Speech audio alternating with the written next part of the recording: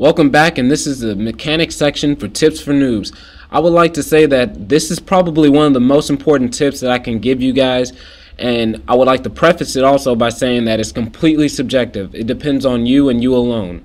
I wanted to first start off by talking about aim sensitivity. Now, your aim sensitivity is completely subjective. Every game has an option where you can change this, and that's mainly what this section is about. Going into your options menu and taking advantage of what the game and the developers have given you the option to take control of. Now, your aim sensitivity can be high, it can be low. You know, for me personally, my settings are usually in around the high range, like the medium to the high range, because I like to be able to maneuver faster, see what's going on. I'm very much of a reconnaissance type player. I like to know exactly what's going on before I move into a certain area. I still do move fast, but I make sure that I know what's going on, and I think that helps out my game. Now, you may not be the same way. I know a lot of pro players have to often they have lower sensitivities. They play on around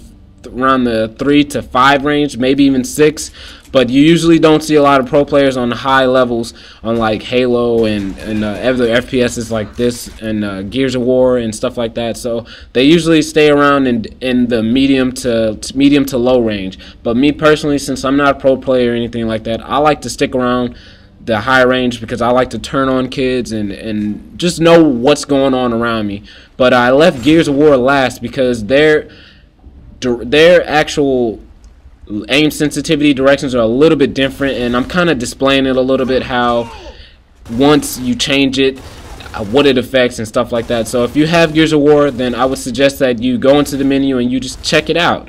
But next we're going to get into stick layout, and your stick layout and button layout. Now, everybody is different. Everybody plays on different things. I have a friend of mine that plays on inverted everything, and so pretty much up is down and up is down and down is up. So that's the way he likes to play. I personally don't see how he ever plays like that. It's like I don't want to fly airplanes, I want to play the game. So, but you know, everyone is different, and he loves to play that way, and he does well that way. So everybody has a different stick layout, but they are all changeable on they're all customizable or changeable, whatever you want to, whatever word fits best on whatever you're doing. So like you can change anything.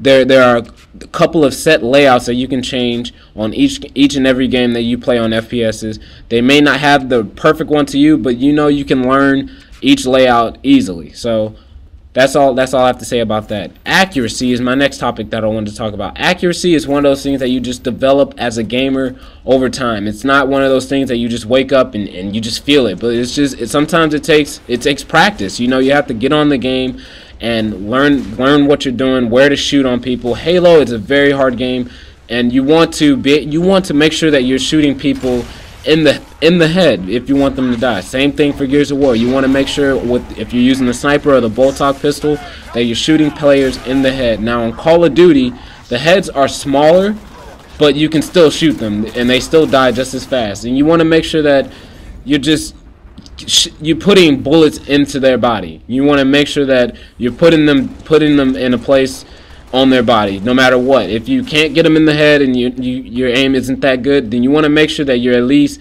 shooting them somewhere where it can't hurt them. And so, but accuracy is one of those things that your stick layout and your stick and button layout and your sensitivity, it all plays into your accuracy. So you need to find whatever's best for you and just work with what you got. You know, so if your accuracy sucks, then you can improve it. It's always one of those things that you can improve by just playing the game over and over. Until next time, guys, peace.